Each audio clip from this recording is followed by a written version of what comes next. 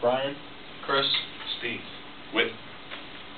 James Barron of the New York Times reported on 14 December 2012. A young man, 20 years old, wearing military clothing, carrying 2 semi-automatic pistols and an assault rifle, killed 26 people. 20 of them were kids. Another violent gun act in a school in central Connecticut. Again, we've seen over and over again violent crimes happening in schools from guns. We all need to sit down and write our senators and congressmen and tell them they need to enforce stricter gun laws in America, or disarm America and take away all the guns that everyone owns and make it illegal for us to own. We're going to go over a country that disarmed itself, took all their guns from their citizens. We're also going to talk about the gun laws in America, and we're going to talk about what happens if America disarms itself. Is not the answer to violent crime. Great Britain was the first country in the world to disarm itself with the passing of the Firearms Act of 1998, disarming and making it illegal for their citizens to own weapons. There were 2 shootings that led up to Great Britain passing these laws. Joyce Malcolm retells this in 2 cautionary tales of gun control. In 1987, Michael Ryan went on a shooting spree in the small town of Hungerford, England, killing 16 people, including his mother, before wounding 14 others and taking his own life. 9 years later, in March 1996, Thomas Hamilton, a known unstable mental person, walked into a primary school in the Scottish town of Dublin and shot 16 young children and 1 teacher. He also wounded 10 other children and 3 other teachers before he also took his own life. As we can see, this led to Great Britain passing laws to take away gun rights. James Slack reads in his article, Culture of Violence, Gun Crime Goes Up 89 cents. In the latest and greatest figures across Great England, it shows firearm offenses in England and Wales has increased from 5,000 in 1999 to almost 10,000 in 2008. It's a rise of 89%. In some parts of the country, the number of offenses increased more than 5-fold. In 18 police areas, gun crime is at least doubled. Now we look at a country that disarmed its citizens, and you can see the gun violence has gone up more than twice in most places than others. Let's look at some of the American gun control laws that are actually on the books. The United States Constitution guarantees the right of all Americans to own a gun.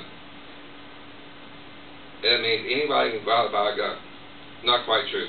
We actually have gun laws in place that keeps us from doing so. As you can see, the first Gun Control Act of 1968, according to Franklin Zimmerman, which outlines what exactly it says, eliminating the interstate traffic of firearms and ammunition that has previously frustrated state and local governments to control. Also, the second part is denying access to firearms to certain congressionally defined groups that include minors, convicts, mentally unstable, and those who are in hospitals, mental institutions. Second line is the most important one for this. It also ended the importation of all surplus military and firearms and all other guns not being by the Secretary of the Treasury, particularly suitable for sporting purposes. This is your AK-47s, SK-37s, and so forth. The next major gun law is the Violent Crime Control and Law Enforcement Act, and Jeremy Travis in his article, Information of 1994 Assault. This banned the manufacture, transfer, and possession of certain semi-automatic rifles, is designated as assault rifles. Also, against the law for large capacity ammo magazines to be sold. The next third major one is called the Brady Violent Handgun Prevention Act. This is very famous because this was named after Secretary of State James Brady, who was shot at the attempt on Reagan assassination. This act requires, for the first time in America, a background check by the federal government on all people who are wishing to buy or import or manufacture handguns. The Act also prohibits persons from shipping, transporting, and in interstate commerce possessing certain firearms. Now we looked at some of the gun laws that are on the books. Let's look at some reasons why America should not disarm itself. The United States Constitution guarantees us the right to have guns. We do not let some anti-gun groups and some members of our Congress go out there and take our guns away from us. So this will not stop the violence, as has been shown in Great Britain. Then Walter, reporting for the ABC News, filed the following story about how a grandmother's life was saved by a gun. A gun-carrying grandmother in Milwaukee foiled an attempt robbery when she pulled a firearm out on the suspect that he grabbed from her grocery store cash register. Ernestine Allenda, age 48, was behind the counter at the market when a man in a dark hat pulled out a knife and pushed it at her. She reached underneath the counter and grabbed the handgun and stuck it back at him, and he took off. See, for a reason, if you disarm our citizens, you're not going to be able to have that lady protect herself in her store.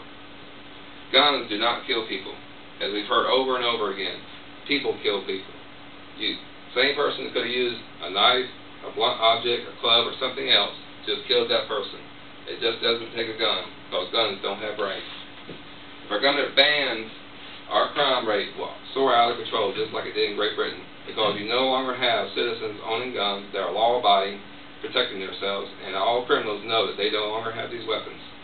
So they will now increase their amount of crime across America. Criminals will still be able to buy guns illegally.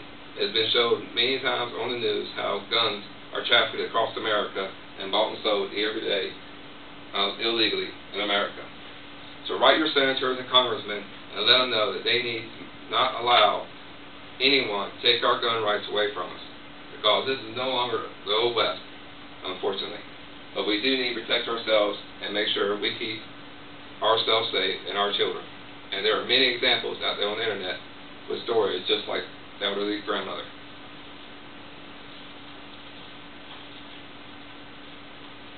Let's go over what we talked about. We talked about a country that was unable, that took away its gun rights from its citizens, that are no longer able to protect themselves, and crime has gone up through the roof. We also talked about the American gun laws that are in place now in the United States that limit some people from buying guns and what kind of guns are allowed to be sold. We also talked about our government trying to disarm us. We cannot allow that to happen. Our Constitution might have been written over 200 years ago, but let's not let our government entertain the thought to take away our rights to bear arms.